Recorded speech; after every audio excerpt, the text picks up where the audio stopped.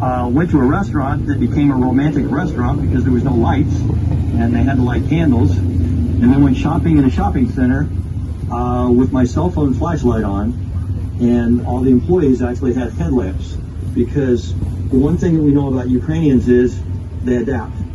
Nothing will ever defeat Ukrainians. It is probably the most adaptive culture I've ever seen. You can throw anything at them, and the response is, no problem, we'll take care of it.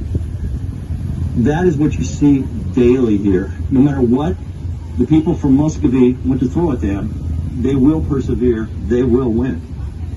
One of the other things that's happened is, we all know that throughout history there have been various divisions in Ukraine.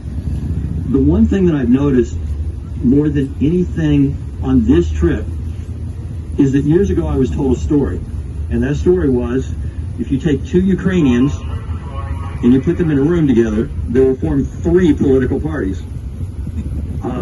They hate the politicians more than we do, I think. What's interesting, though, is if you attack any of those three, they will become one. This country is united. There is absolutely no doubt what they want. The Russians will be forced out of this country.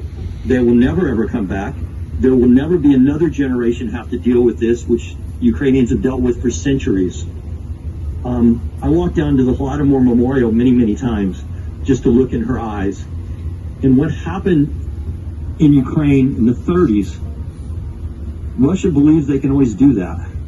Russia tries to steal everything from Ukraine. That's why most of us no longer call it Russia, because it's not. It's Muscovy. Ukraine will win this war. We must help. One of the problems in the States right now, and I come back and forth between Kyiv and the U.S. all the time, is too many people are hit by disinformation. They don't really understand the country. They don't understand the history. They don't understand that the two cultures are not even similar. They don't understand how close-knit Ukrainian families are. They don't understand that the most important thing in any Ukrainian's life is his freedom.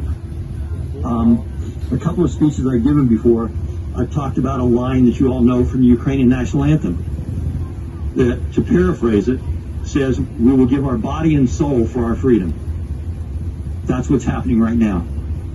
Because there's not a single Ukrainian that's not dedicated to taking care of this issue, so that no generation in the future has to deal with it again. It's happened too many times. Dimitri, I don't want to go on too long because I know you've got the thing coming up in a few minutes. If people want to have questions, would be fantastic. I will tell one other story that Dimitri got a kick out of. I put a video online about some dancing that happened in front of McDonald's today. Because again, Ukrainians just go on, it doesn't matter. The interesting thing about McDonald's is, when there's an air raid siren, a lot of us celebrate. We actually go to McDonald's afterwards. And the reason we go to McDonald's is because the Russians can't. There are no McDonald's in Russia now. It's part of the humor and sarcasm of Ukrainian people. So, Dimitri, if there's anything else you want me to cover or any questions, I'm standing here, I'm ready to answer them. Perfect, John. Thank you so much. Yeah, it's a pretty insightful and interesting story as usual to hear, from American who has nothing in who has nothing Ukrainian in his blood, right? Nothing Ukrainian in my blood. My friends here all laugh and say you have to somewhere, but the big thing for me, and I've been asked this by many people in Ukraine and actually in the U.S., why is this Irish American whose family came from Ireland in the 1800s to the U.S., why is he helping Ukraine? And it finally dawned on me a couple of months ago, and that is because Ukraine is the country of my youth. I'm 66 years old. The country I grew up in America, was a country where freedom was the most important thing. The other important thing was that we have a chance to have a better life for ourselves and our families. And that's Ukraine. That's who this country is. Thank you, John. So, people, any questions for John? He's right in Kyiv. I'm actually right at Independence Square right now, actually, looking over at the Heavenly 100 plaque. So people are thanking to you, John, for coming online with us. Thank you so much. Thank you for everything what you're doing for our country. And it's a pretty interesting situation, right? If you will think for a moment. here in US, Okay.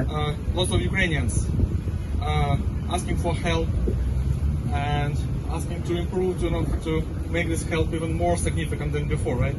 And you are American I agree. and Ukrainian soil who are actually delivering this Yep. help, who is actually promoting Ukraine on all levels. Thank you so much.